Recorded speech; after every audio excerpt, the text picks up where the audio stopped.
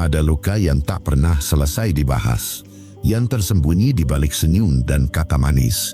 Kadang luka itu tumbuh sejak kecil dan mekar dalam bentuk pengkhianatan yang menyakitkan. Selingkuh bukan selalu soal nafsu atau godaan. Kadang itu cerminan jiwa yang rapuh dan bingung. Banyak yang selingkuh bukan karena kurang cinta, tapi karena mereka tak tahu caranya mencintai dengan tulus.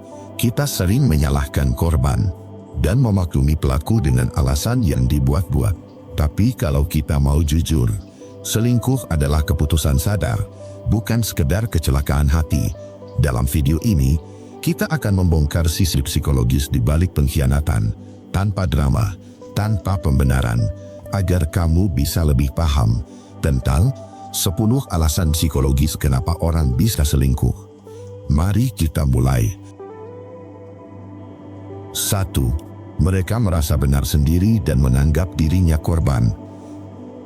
Ada satu pola psikologis yang sering muncul dari orang yang suka selingkuh. Alih-alih merasa bersalah karena mengkhianati kepercayaan pasangannya, mereka justru membangun narasi di dalam kepala mereka sendiri, seolah-olah merekalah korban dalam hubungan itu. Bukan kamu yang disakiti, menurut mereka, tapi mereka yang dalam tanda kutip terpaksa mencari kenyamanan di luar. Karena katanya, kamu terlalu dingin, terlalu sibuk, atau terlalu keras kepala. Narasi ini membuat mereka merasa tidak bersalah, meski sedang menghancurkan orang yang mencintainya. Ini disebut self-victimisasi, sikap mental di mana seseorang selalu melihat dirinya sebagai korban dari keadaan. Padahal seringkali, yang menyakiti bukanlah keadaan, melainkan keputusan mereka sendiri yang tak mau bertanggung jawab secara dewasa. Dengan merasa sebagai korban, mereka bisa selingkuh tanpa harus merasa bersalah. Karena dalam benak mereka, kalau kamu nggak seperti itu, aku nggak akan seperti ini. Mereka meyakinkan diri bahwa apa yang mereka lakukan adalah bentuk pelarian, bukan pengkhianatan. Padahal kenyataannya, mereka memilih jalan keluar yang menyakiti, bukan menyelesaikan konflik dengan komunikasi. Logika mereka adalah logika pembenaran, bukan refleksi, bukan introspeksi, bukan keberanian untuk berkata jujur dan menghadapi kenyataan. Dan yang paling menyakitkan, mereka akan membawa cerita versi mereka ke orang lain, cerita yang membuat mereka tampak tersiksa, tidak dihargai, dan selalu dikorbankan. Padahal ada banyak momen di mana mereka hanya sedang mencari celah untuk lari. Penting untuk dipahami, selingkuh bukan kecelakaan. Itu keputusan sadar yang dibuat dalam diam, tapi melukai dalam. Orang yang merasa benar sendiri tidak pernah sungguh-sungguh memperbaiki hubungan, karena baginya, yang harus berubah adalah kamu, bukan dia. Dan kalau kamu terus bersabar, dia akan merasa semakin berhak untuk terus menyakiti tanpa pernah bertanggung jawab. Mereka takkan jujur mengakui bahwa banyak konflik bisa dibicarakan jika mau merendahkan ego, bahwa luka bisa disembuhkan kalau ada niat memperbaiki, bukan lari. Tapi mereka lebih memilih jalur cepat, mencari kenyamanan baru tanpa menyembuhkan luka lama. Inilah akar dari banyak pengkhianatan yang tenang, yang tampaknya biasa-biasa saja, padahal diam-diam menyimpan pola manipulasi psikologis yang licik, pola yang terus berulang. Kalau tidak segera dikenali dan diakhiri, selingkuh yang dibungkus narasi "aku hanya korban" adalah cara paling halus untuk menyalahkan kamu atas luka yang mereka ciptakan sendiri. Dan jika kamu tidak peka, kamu bisa jadi orang yang minta maaf atas kesalahan mereka. Dan anehnya, ketika hubungan berakhir, mereka tetap membawa narasi itu ke relasi berikutnya, menjadikan kamu sebagai mantan yang menyakiti, padahal mereka yang pertama kali menusuk dari belakang. Renungan untuk modifying satu ini. Kadang, kita terlalu sibuk memperbaiki diri demi orang yang bahkan tak pernah merasa bersalah. Kita bertanya, aku kurang apa? Tanpa sadar, dia memang tak pernah benar-benar niat setia.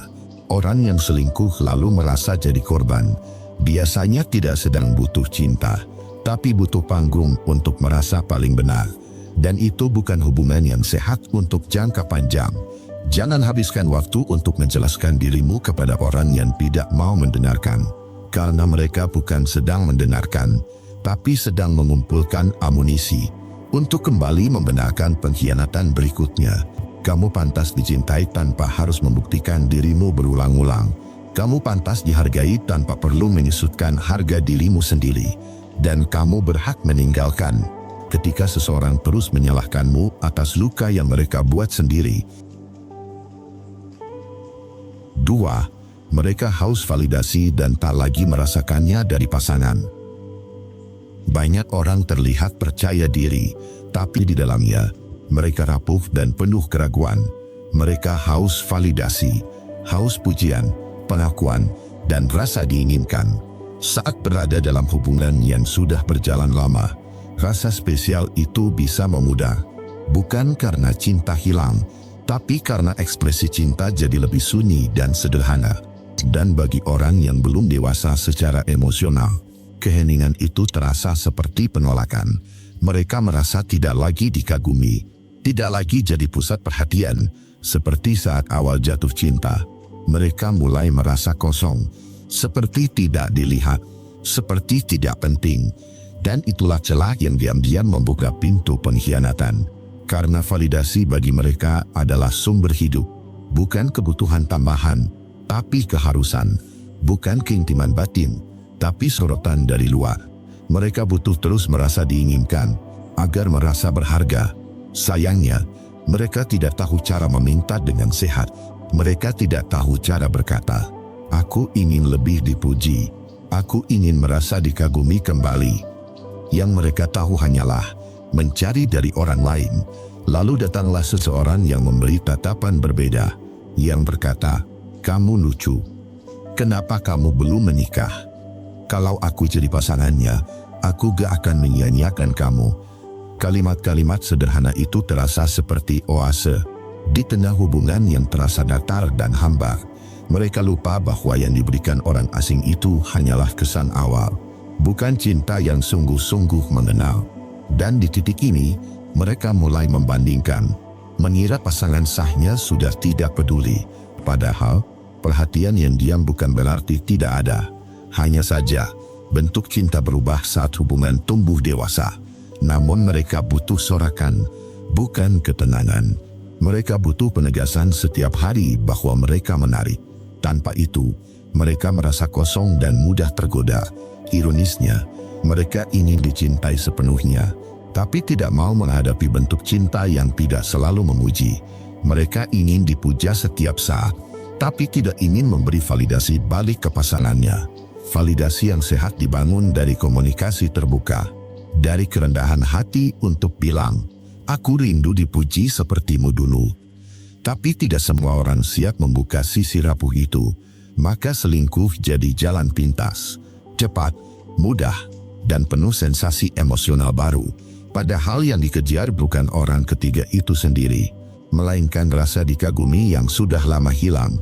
Mereka tidak sadar bahwa kebutuhan validasi itu bukan tanggung jawab pasangan, itu tanggung jawab pribadi yang belum disadari. Dan selama mereka terus berharap rasa cukup datang dari luar, mereka akan terus mudah berpaling. Bahkan jika hubungan baru dimulai, kebutuhan yang sama akan muncul lagi. Mereka akan kembali merasa kurang diperhatikan dan mulai mencari validasi dari orang yang lain lagi.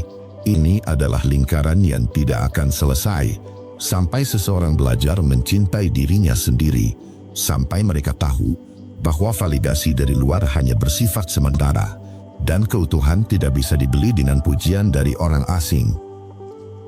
Renungan untukmu di poin 2 ini. Rasa ingin dihargai gitu wajar. Semua orang ingin merasa dilihat, dianggap penting, dan dicintai. Tapi kalau kamu harus mengkhianati untuk merasa berharga, maka harga itu bukan penghargaan, tapi ilusi. Validasi dari orang lain bisa membuatmu merasa tinggi sesaat, tapi itu tidak akan pernah cukup kalau di dalam dirimu sendiri masih ada kekosongan yang tidak bisa diisi oleh siapapun kecuali dirimu sendiri. Kalau kamu berada dalam hubungan yang hening, bukan berarti pasanganmu tidak peduli. Kadang cinta berubah bentuk menjadi tindakan, kehadiran, dan pengorbanan yang diam. Dan jika seseorang meninggalkanmu demi rasa kagum dari orang baru, jangan kejar mereka, karena mereka tidak sedang butuh cinta. Mereka hanya sedang lapar sorotan, dan itu bukan tanggung jawabmu. 3. Mereka ketagihan sensasi emosional yang berbeda dan rahasia. Ada tipe orang yang tidak tahan hidup dalam keheningan emosional. Bagi mereka, hubungan yang tenang terasa membosankan. Mereka tidak mencari kedamaian. Mereka mencari ledakan emosi yang bisa bikin jantung berdebar. Saat hubungan memasuki tahap yang stabil, mereka mulai kehilangan gairah. Bukan karena cinta memudar, tapi karena tidak ada lagi yang menantang adrenalin mereka.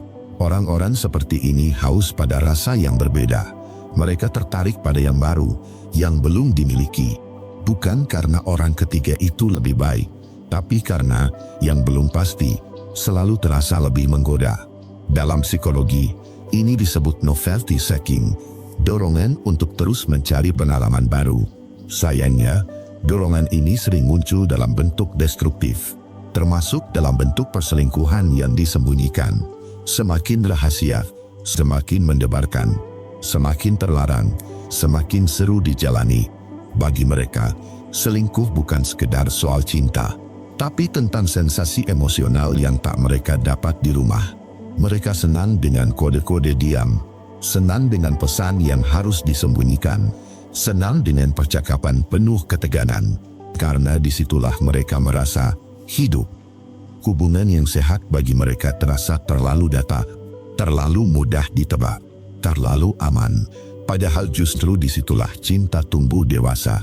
Ketika pasangan sah mulai terasa biasa, mereka tidak mencoba menciptakan momen baru. Mereka tidak mencoba menyalakan kembali percikan lama. Mereka malah mencari api di tempat lain, meski tahu akan terbakar. Mereka tertarik bukan karena cinta, tapi karena merasa dikasih energi baru, sesuatu yang tidak rutin, sesuatu yang terasa terlarang tapi menyenangkan. Namun semua itu hanya ilusi, karena setiap hubungan baru, cepat atau lambat, akan jadi rutinitas juga, dan mereka pun akan merasa bosan lagi. Sensasi emosional yang mereka kejar bukan penyembuh luka, itu hanya pengalihan. Mereka bukan sedang jatuh cinta, mereka sedang mabuk emosi yang mereka sendiri tidak pahami. Bagi orang seperti ini, setia terasa seperti penjara. Padahal justru dalam kesetiaan, cinta bisa berkembang lebih dalam. Tapi mereka tidak sabar menunggu kedalaman itu tumbuh. Mereka tidak sadar bahwa rasa cinta yang kuat justru lahir dari proses yang panjang, dari konflik yang diselesaikan, bukan dihindari, dari keterbukaan yang jujur, bukan dari rahasia yang disembunyikan. Selingkuh bagi mereka bukan pelarian dari luka, tapi candu dari petualangan emosi. Mereka tahu itu salah, tapi mereka sulit berhenti karena sudah terlalu ketagihan dengan sensasinya. Semakin dilarang, semakin ingin dilakukan. Semakin diam-diam, semakin terasa membangkitkan gairah. Dan selama mereka belum berdamai dengan diri sendiri, sensasi akan terus jadi alasan untuk mengkhianati. Renungan untukmu di poin 3 ini. Ada orang yang tidak butuh alasan logis untuk selingkuh. Mereka hanya butuh sensasi yang bisa menghidupkan lagi egonya. Tapi cinta sejati bukan soal emosi yang meledak-ledak, melainkan kestabilan yang dibangun dari kepercayaan. Kalau yang dikejar hanya rasa baru, maka tak ada hubungan yang akan bertahan lama. Karena yang baru pasti akan jadi biasa juga, dan mereka akan bosan, lalu berpaling lagi. Cinta sejati tumbuh dari proses, bukan dari kejutan emosional yang impulsif. Dan jika seseorang lebih memilih rahasia daripada kejujuran, maka dia belum siap mencintai secara dewasa. Jika kamu ditinggalkan demi sensasi yang sementara, jangan kejar. Biarkan dia mengejar sesuatu yang tak pernah akan cukup. Dan kamu, fokus pada cinta yang tak butuh disembunyikan. 4. Mereka belum menyembuhkan luka masa lalu. Tak semua pengkhianatan dimulai dari niat buruk. Kadang, itu berawal dari luka yang belum sembuh.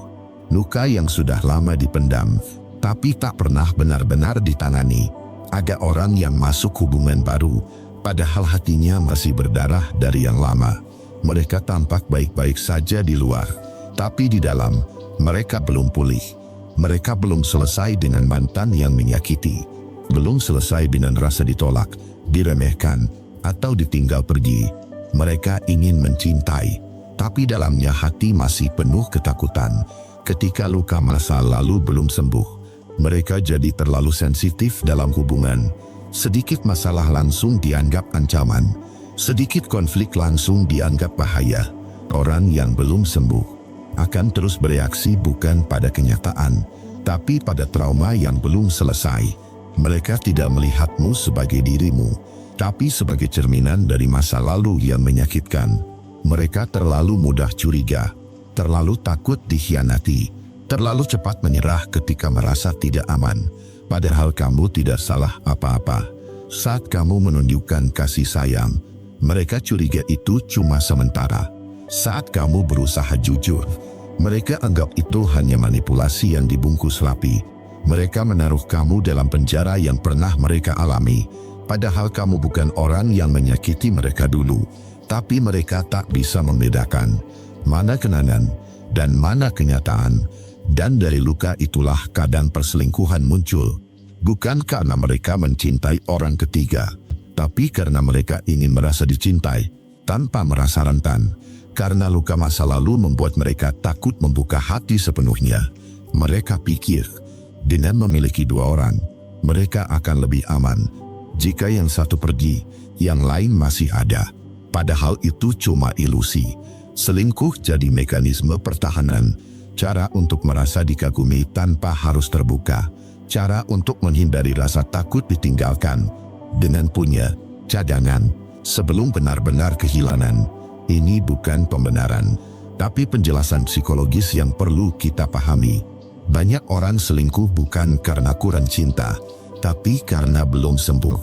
Dan selama mereka belum sembuh, mereka akan terus membawa luka itu ke setiap hubungan baru. Mereka akan menyakiti, meski sebenarnya mereka tidak ingin menyakiti. Tapi luka yang tidak dipulihkan akan selalu jadi senjata yang membunuh pelan-pelan. Mereka mencoba menyembuhkan luka lama dengan membuka luka baru di tempat lain. Mereka mencoba menambal harga diri yang robek dengan validasi dari orang baru yang tak tahu apa-apa. Tapi luka tak pernah sembuh dengan cara melukai orang lain. Cinta tak akan utuh jika dibangun di atas ketakutan, dan hubungan tak akan tahan lama kalau salah satu masih berpegangan pada bayang-bayang masa lalu. Yang lebih menyakitkan, kadang kamu sudah berjuang sekuat tenaga, tapi tetap diselingkuhi, bukan karena kamu kurang baik, tapi karena mereka belum berdamai dengan yang dulu. Dan itu bukan salahmu. Kamu tak bisa menyelamatkan orang yang menolak sembuh. Kamu hanya bisa menjaga dirimu dan mencintai dengan cukup tanpa mengorbankan harga dirimu sendiri. Renungan untukmu di poin 4 ini. Orang yang belum sembuh cenderung melukai orang yang justru paling tulus padanya. Karena yang tulus terasa menantang, butuh keberanian untuk percaya. Dan luka lama membuat mereka takut mempercayai siapapun.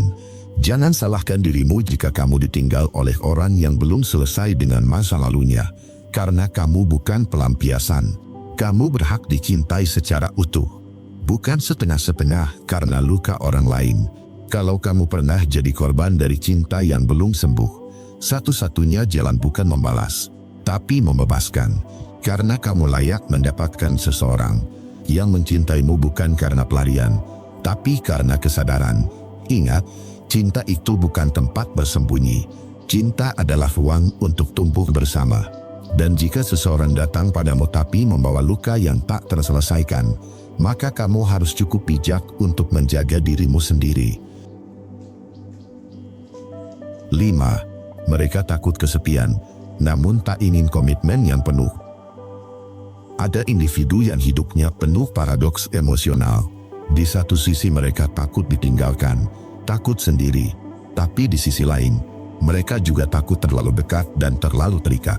Mereka ingin dicintai sepenuhnya, tapi tak siap mencintai secara utuh. Ketika seseorang belum berdamai dengan rasa takut akan kesendirian, Ia bisa menjalin hubungan hanya demi mengisi kekosongan, bukan karena ingin berbagi hidup, tapi karena ingin ada yang menemani saat dirinya rapuh. Ketakutan akan kesepian bisa membuat seseorang tampak hangat di awal, memberi perhatian, menunjukkan rasa sayang, bahkan membuat janji-janji manis. Tapi semua itu tak berasal dari niat untuk membangun hubungan sehat, melainkan dari keinginan agar ada seseorang yang bisa jadi pelampiasan emosional. Saat hubungan mulai menuntut kedewasaan, saat komitmen mulai terasa sebagai tanggung jawab, bukan sekedar kenyamanan, mereka mulai merasa tertekan, lalu mencari pelarian lain. Dan disinilah perselingkuhan seringkali terjadi secara diam-diam, bukan karena pasangannya buruk, bukan karena tak ada cinta, tapi karena dalam diri mereka ada ketakutan yang belum selesai dan belum dikenali. Mereka ingin kedekatan, tapi juga takut kehilangan kendali. Mereka ingin perhatian, tapi tak ingin dibatasi oleh komitmen. Maka perselingkuhan menjadi solusi sementara untuk meredakan konflik batin yang tak mampu mereka atasi. Orang ketiga seringkali bukan tempat pelarian fisik, tapi pelarian dari kewajiban emosional yang belum siap mereka tanggung. Dan ironisnya, saat pasangan sah mulai menuntut konsistensi, saat cinta berubah menjadi tanggung jawab, mereka justru melihatnya sebagai beban, bukan bentuk kedewasaan cinta yang seharusnya tumbuh. Di hadapan pasangan sah, mereka merasa diharuskan untuk hadir, memahami, dan setia. Tapi di hadapan orang ketiga, mereka bisa bebas, dimengerti tanpa banyak tuntutan. Inilah yang sering tak disadari, bahwa akar dari perselingkuhan bukan hanya soal godaan dari luar, melainkan ketakutan dari dalam yang belum terselesaikan sejak lama. Ketakutan akan kesepian sering lahir dari pengalaman masa kecil, dari luka pengabaian, kehilangan, atau keterikatan yang tidak aman. Mereka tumbuh besar dengan pola cinta yang tidak stabil, dan kini mereka ulang pola itu dalam hubungan dewasa. Tanpa kesadaran akan luka ini, tanpa keinginan untuk menyembuhkan dan belajar mencintai dengan benar, mereka akan terus berputar dalam siklus yang sama. Takut sendiri, tapi lari dari komitmen. Mereka tak menyadari bahwa cinta sejati memang menuntut keberanian, menuntut kehadiran sepenuhnya, bukan setengah hati. Dan perselingkuhan hanyalah bentuk dari keberanian yang salah arah. Saat pasangan mereka menangis, memohon, atau mencoba memahami, mereka mengira itu adalah bentuk kelemahan, bukan kekuatan cinta. Padahal sesungguhnya, yang lemah adalah mereka sendiri, karena lari dari hal paling penting, kejujuran dan tanggung jawab. Jika tak segera disadari dan disembuhkan, ketakutan akan kesepian ini akan terus merusak baik hubungan mereka saat ini maupun hubungan-hubungan di masa depan, karena luka yang tidak diakui akan tetap menuntut didengarkan. Renunganku untukmu di poin 5 ini. Ketakutan akan kesepian adalah hal yang manusiawi, tapi jika dibiarkan menguasai diri, ia bisa menjadi bumerang. Ia bisa membuat seseorang menyakiti orang lain hanya demi menenangkan lukanya sendiri. Perselingkuhan yang lahir dari ketakutan bukanlah bentuk cinta, melainkan bentuk dari ketidaksiapan mencintai dengan sehat. Karena cinta sejati bukan sekedar hadir, tapi juga siap untuk bertahan dan tumbuh bersama. Jika kamu pernah diselingkuhi oleh seseorang yang takut kesepian, ingatlah, kamu bukan tempat pelarian siapapun. Kamu layak dicintai oleh seseorang yang hadir sepenuhnya, bukan yang hanya mampir ketika hatinya sepi. Dan jika kamu pernah menjadi pihak yang takut berkomitmen, mungkin ini waktunya kamu jujur pada dirimu sendiri. Bukan tentang siapa yang kamu tinggalkan, tapi tentang luka apa yang belum kamu hadapi dan sembuhkan. 6. Mereka ingin dimengerti, namun tidak pandai mekomunikasikan kebutuhan. Ada banyak orang yang merasa kesepian, bukan karena tak ada pasangan di sampingnya, tapi karena isi hatinya tak pernah sampai, tak pernah didengar, apalagi dipahami. Mereka ingin dimengerti, ingin diperhatikan, dihargai, diberi ruang untuk bernapas. Namun sayangnya, mereka tidak tahu bagaimana menyampaikannya dengan jujur. Alih-alih berkata jujur soal apa yang dibutuhkan, mereka memendam. Mereka berusaha kuat sendiri, lalu mulai kecewa diam-diam. Ketika rasa frustrasi itu menumpuk, mereka pun jadi mudah tergoda pada pelarian. Selingkuh jadi jalan pintas untuk mendapatkan rasa dimengerti dari orang lain. Kebutuhan emosional manusia itu dalam dan kompleks. Namun tak semua orang mampu memetakan isi hatinya sendiri, apalagi menyampaikannya tanpa menyalahkan atau menuntut. Jadilah mereka menggantungkan kebutuhan itu pada pihak luar. Mereka berharap pasangan bisa langsung mengerti tanpa perlu dijelaskan. Padahal, cinta bukan sulap. Ia butuh komunikasi yang jujur dan terbuka. Tapi karena mereka tidak pandai mengungkapkan isi hati, rasa kecewa itu tumbuh dalam diam, lalu berubah menjadi pengkhianatan. Selingkuh bukan hanya tentang fisik. Seringkali itu adalah ekspresi dari kebutuhan batin yang terabaikan. Bukan karena pasangan tidak sayang, tapi karena tak tahu apa yang dibutuhkan. Dan si pelaku pun tak tahu bagaimana cara memintanya dengan benar. Hubungan yang sehat bukan hubungan yang bebas dari masalah, tapi hubungan yang mampu mengurai masalah lewat komunikasi yang tulus. Sayangnya, banyak orang dewasa yang secara emosional masih seperti anak kecil, ingin dimengerti tanpa harus berbicara, lalu marah jika tak dipahami. Kebutuhan untuk dipeluk, dihargai, dianggap penting, itu semua valid. Tapi bila tak diucapkan, bagaimana orang lain bisa tahu?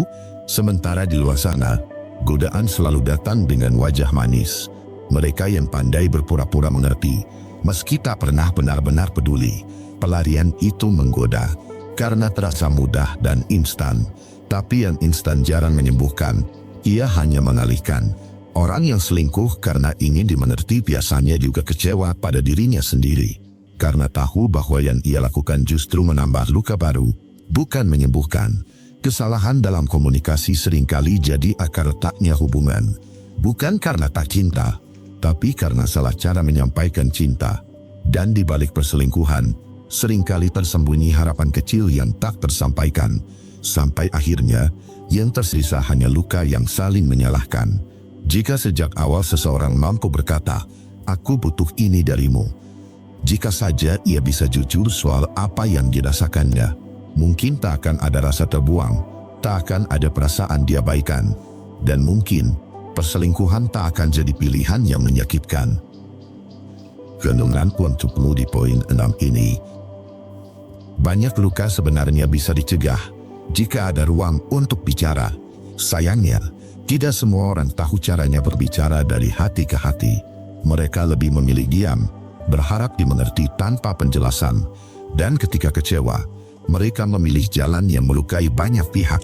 Jika kamu merasa tak didengar dalam hubunganmu, jangan pendam sendiri. Beranilah bicara. Sampaikan dengan tenang, bukan dengan kemarahan. Karena cinta sejati tumbuh dari keberanian untuk terbuka, bukan dari asumsi atau pelarian pada pelukan yang salah. Dan jika kamu merasa pasanganmu sedang menjauh, cobalah dengar lebih dalam sebelum kamu menuduh. Mungkin dia sedang ingin dimengerti tapi tak tahu cara meminta. Dan satu pelukan hangat bisa menyelamatkan hati yang hampir menyerah. Komunikasi itu jembatan yang menyelamatkan banyak cinta dari kehancuran. Tapi jembatan itu tak akan pernah berdiri jika tak dibangun bersama. Jangan tunggu sampai terlambat baru ingin bicara. Karena cinta yang tak dibicarakan perlahan akan mati dalam diam yang panjang. 7. Ego mereka terlalu besar untuk mengakui kesalahan atau kekosongan batin. Ada satu hal yang seringkali tidak disadari oleh pelaku perselingkuhan, bahwa tindakan mereka bukan sekedar bentuk pencarian cinta baru, melainkan pelarian dari luka batin dan kesombongan yang belum tersentuh oleh kesadaran diri. Ego yang belum sembuh bisa menjadi akar yang tumbuh liar, merusak hubungan dari dalam. Orang yang egonya terlalu besar biasanya menolak melihat kekurangan dalam dirinya. Setiap masalah selalu diarahkan keluar, ke pasangan, ke situasi, ke waktu yang salah. Mereka sulit mengakui bahwa kadang penyebab sesungguhnya adalah kehampaan dalam diri sendiri. Dan saat kehampaan itu muncul, alih-alih menyelami, mereka memilih lari ke pelukan orang lain. Mereka tak tahan disalahkan. Bagi mereka, mengaku salah seakan meruntuhkan harga diri.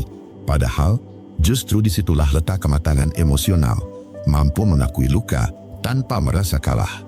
Namun bagi orang yang masih dikendalikan ego, mengakui kesalahan adalah kekalahan, bukan pertumbuhan. Mereka lebih suka menuduh pasangan kurang perhatian daripada jujur bahwa mereka sendiri tak pernah belajar memberi kasih sayang dengan utuh. Mereka lebih senang mengeluh kurang dimengerti daripada bercermin apakah mereka sudah berusaha membuka diri dengan benar. Perselingkuhan bagi sebagian orang bukan karena cinta baru yang datang, tetapi karena mereka tak mampu menghadapi sunyi dan kosong dalam dirinya sendiri. Mereka menambah lubang dengan cinta orang lain tanpa pernah benar-benar menyembuhkan sumbernya. Dan saat hubungan baru pun mulai terasa hampa, mereka mengulang pola yang sama. Ego yang besar menciptakan tembok tebal antara dirinya dan pasangan. Tembok itu menghalangi komunikasi, menyumbat empati, dan membunuh keintiman pelan-pelan. Alih-alih membangun jembatan lewat dialog dan kejujuran, mereka lebih memilih kabur dan mencari pelarian yang membuat mereka merasa diinginkan. Mereka butuh dikagumi, mereka butuh dipuja. Dan ketika pasangan tidak lagi memberi sorotan seperti di awal hubungan, mereka menganggap itu sebagai kehilangan cinta, padahal itu hanyalah transisi wajar dari romansa ke kedewasaan. Mereka tidak tahu bahwa cinta sejati bukan tentang terus dikagumi, tapi tentang terus memilih untuk hadir. Meski sorotan itu meredup, meski perhatian tidak lagi sesering dulu, dan meski godaan datang bertubi-tubi, ketika ego mengambil alih, logika dan nilai-nilai sering ikut tersingkir. Mereka tahu perselingkuhan itu salah, tapi hati mereka berkata, aku pantas bahagia, dan ini caraku mencarinya. Padahal, kebahagiaan yang dibangun di atas pelarian selalu rapuh dan penuh konsekuensi. Orang yang egois menganggap luka batinnya adalah urusan orang lain untuk sembuhkan. Mereka tidak pernah belajar duduk bersama rasa tidak nyaman dalam dirinya sendiri. Dan itulah kenapa mereka mudah berpindah hati, karena bagi mereka lebih mudah lari ke orang baru daripada tinggal untuk memperbaiki hubungan yang lama. Ego yang tidak ditundukkan akan selalu butuh panggung. Selama mereka merasa tidak mendapat sorotan di rumah, mereka akan mencari tepuk tangan di luar. Dan sayangnya, perselingkuhan sering menjadi panggung paling cepat untuk merasa penting kembali. Padahal hubungan yang sehat tidak butuh panggung. Hubungan yang sehat butuh kejujuran, keberanian, dan kerendahan hati. Tapi itu semua bertolak belakang dengan karakter orang yang masih dikendalikan egonya, yang selalu ingin menang, selalu ingin merasa benar, dan tak mau disalahkan. Jika seseorang tidak mau mengakui kekosongan dalam dirinya, maka dia akan terus mencari tambalan dari luar. Dan tambalan itu bisa berupa perhatian dari orang lain yang berujung pada perselingkuhan. Bukan karena dia benar-benar jatuh cinta, tapi karena dia tidak pernah selesai dengan dirinya sendiri. Renungan untukmu di poin 7 ini. Ada luka dalam diri yang tidak bisa disembuhkan oleh cinta siapapun selain diri sendiri. Ketika seseorang terus melarikan diri dari tanggung jawab emosional, dia akan terjebak dalam pola destruktif yang sama. Meski pasangannya berganti-ganti, kejujuran pada diri sendiri adalah langkah awal untuk keluar dari pola ini. Bukan dengan menyalahkan, bukan dengan mencari pembenaran, tapi dengan keberanian untuk berkata, aku sedang kosong, aku perlu sembuh. Dan jika kita menjadi korban dari orang yang tak mampu mengakui kekosongan batinnya, ingatlah satu hal penting, kita tidak gagal mencintai, kita hanya mencintai seseorang yang belum selesai dengan dirinya sendiri. 8. Mereka merasa hubungan sudah kosong, tapi tak ingin mengakhirinya secara terbuka. Ada pasangan yang tahu bahwa hubungan mereka sudah lama kehilangan nyawa. Tak ada lagi percakapan yang tulus, tawa yang jujur, atau rindu yang hangat. Namun mereka tetap tinggal, tetap bersama, bukan karena cinta, tapi karena takut. Takut menghadapi kenyataan bahwa semuanya telah berubah tanpa bisa diperbaiki. Perasaan kosong itu seperti ruang hampa di antara dua orang yang masih satu atap, tapi tak lagi satu hati. Mereka duduk bersebelahan di meja makan, tanpa saling menatap, berjalan berdampingan, tapi pikirannya ada entah di mana. Dalam kondisi seperti itu, godaan dari luar menjadi lebih mudah masuk. Bukan karena cinta baru lebih indah, tapi karena luka lama tak pernah dibicarakan. Perselingkuhan pun kadang muncul bukan dari niat jahat, tapi dari rasa kehilangan yang dibiarkan tumbuh terlalu lama. Alih-alih berani mengakhiri hubungan dengan jujur dan dewasa, mereka memilih jalan belakang, mencari pelarian yang terasa hidup kembali. Padahal, luka akibat pengkhianatan itu justru lebih dalam dari kejujuran pahit, dan dampaknya bisa menghancurkan kepercayaan seumur hidup. Seseorang bisa tetap tinggal dalam hubungan yang mati karena merasa bersalah, atau karena takut disebut gagal, padahal bertahan hanya untuk menyakiti satu sama lain jauh lebih menyakitkan daripada perpisahan yang jujur. Orang seperti ini juga sering membenarkan tindakannya sendiri. Pasanganku sudah tak peduli lagi, katanya, atau aku hanya ingin merasakan dicintai kembali. Namun semua alasan itu tak bisa menghapus fakta. Dia mengkhianati janji. Terkadang mereka bahkan bersikap seolah tak ada yang salah. Mereka masih pulang, masih tersenyum, masih pura-pura baik-baik saja. Tapi di balik layar, mereka menjalin hubungan lain yang katanya sekedar teman. Padahal itu adalah pelarian dari kenyataan yang tak ingin mereka hadapi. Banyak yang merasa bersalah tapi tak cukup berani untuk bersikap jujur. Lalu mereka tersesat di antara dua dunia. Satu yang sudah mati, satu yang belum pasti. Dan pada akhirnya, mereka menyakiti dua hati sekaligus. Mereka takut jadi orang jahat bila meminta pisah, tapi justru menjadi jauh lebih kejam saat diam-diam mengkhianati. Tak ingin jadi penyebab hancurnya hubungan, tapi lupa bahwa berselingkuh adalah hancur yang lebih dalam. Orang yang tidak ingin mengakhiri hubungan secara terbuka seringkali adalah mereka yang belum selesai dengan ketakutannya sendiri. Takut akan kesendirian, takut menghadapi penilaian orang, takut memulai ulang, padahal hatinya sudah lama pergi. Mereka menyebut ini fase sementara, padahal itu penyangkalan. Mereka bilang masih sayang, padahal yang tersisa hanya kebiasaan. Mereka tetap tinggal, tapi hanya jasadnya, bukan jiwanya. Dan dari sanalah perselingkuhan mulai tumbuh tanpa arah. Padahal jika mereka berani mengakui bahwa hubungan sudah tak sehat, mungkin akan ada kesempatan untuk berpisah dengan damai, atau memperbaiki yang rusak dengan jujur. Namun kebanyakan memilih diam, sampai semuanya terlambat. Bertahan dalam hubungan kosong tapi berselingkuh diam-diam adalah bentuk pengecut yang dibungkus alasan-alasan manis. Menghindari konflik dengan pasangan, tapi menciptakan luka yang jauh lebih kejam di belakangnya. Dan ketika akhirnya ketahuan, mereka akan menyalahkan semuanya, kecuali dirinya sendiri, merasa jadi korban keadaan. Padahal merekalah pelaku sesungguhnya, karena memilih menyakiti diam-diam, alih-alih bersikap jujur sejak awal. Renunganku untukmu di poin 8 ini. Jika hatimu sudah tak lagi tinggal di dalam hubungan itu, jangan bertahan hanya karena takut sendirian, karena ketakutan itu bisa membuatmu melukai orang lain tanpa kau sadari, dan luka itu bisa butuh waktu bertahun-tahun untuk sembuh. Kejujuran memang menyakitkan di awal, tapi pengkhianatan bisa menyiksa jauh lebih lama. Lebih baik berkata jujur lalu berpisah dengan hormat, daripada berselingkuh lalu meninggalkan luka dan kebencian.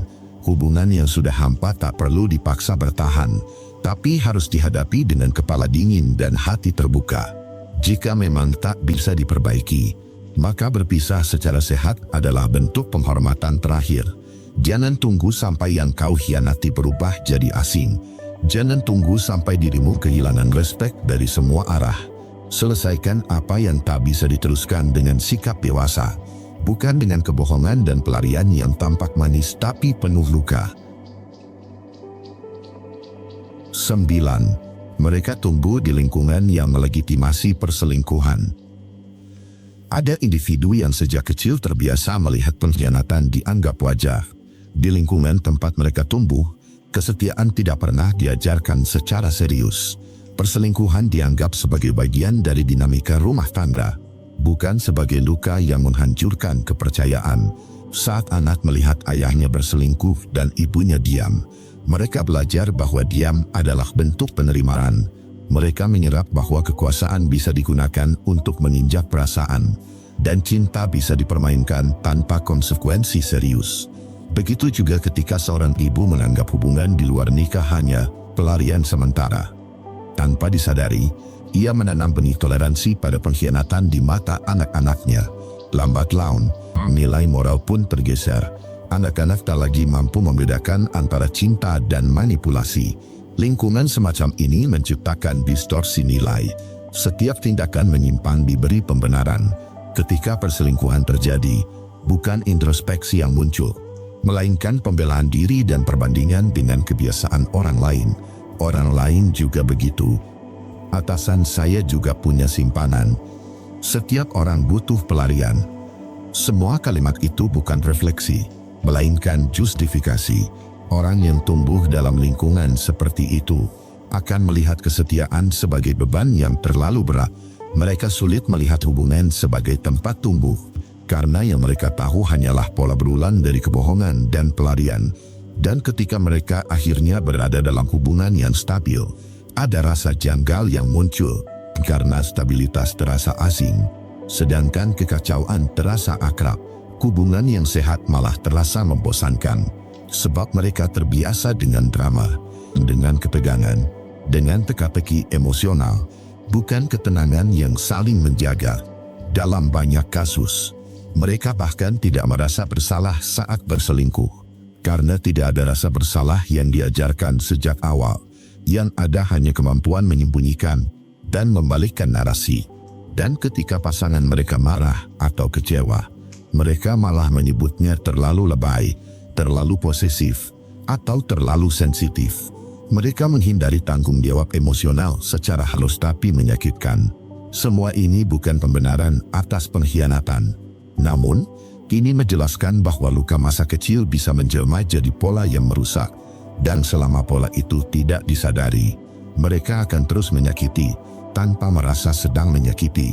Lingkungan membentuk toleransi, toleransi membentuk kebiasaan, kebiasaan membentuk karakter, dan karakter akhirnya menentukan bagaimana seseorang memperlakukan cinta. Jika seseorang tak pernah melihat kesetiaan sebagai nilai luhur, maka ia tak akan berjuang keras untuk menjaganya. Ia akan berpikir, jika hubungan rusak, cukup cari yang baru, bukan memperbaiki yang lama. Dan jika seseorang tidak pernah belajar arti tanggung jawab emosional, ia akan terus mengulang pola yang sama, masuk ke hubungan baru, lalu merusak lagi, bukan karena tidak bisa mencintai, tapi karena tak tahu caranya mencintai dengan sehat. Renungan untukmu di poin 9 ini. Terkadang, mereka bukan tidak ingin setia, tapi tidak pernah diajarkan arti dari kesetiaan itu sendiri. Bukan karena tidak punya hati, tapi karena hatinya tumbuh dalam ruang yang salah. Jika kamu mencintai seseorang yang tumbuh di lingkungan seperti itu, kamu perlu sadar bahwa cinta saja tidak cukup. Kamu tidak bisa menyembuhkan seseorang yang belum tahu dia sedang terluka, atau bahkan belum sadar sedang melukai. Dan jika kamu yang mengalami luka karena orang seperti itu, kamu tidak wajib menyelamatkan mereka. Tugasmu bukan jadi guru kehidupan. Tugasmu adalah menjaga dirimu tetap waras dan utuh. Cinta yang sehat tak tumbuh di atas luka yang dibiarkan terbuka. Ia butuh ruang aman, butuh kejujuran, butuh dua orang yang sadar. 10.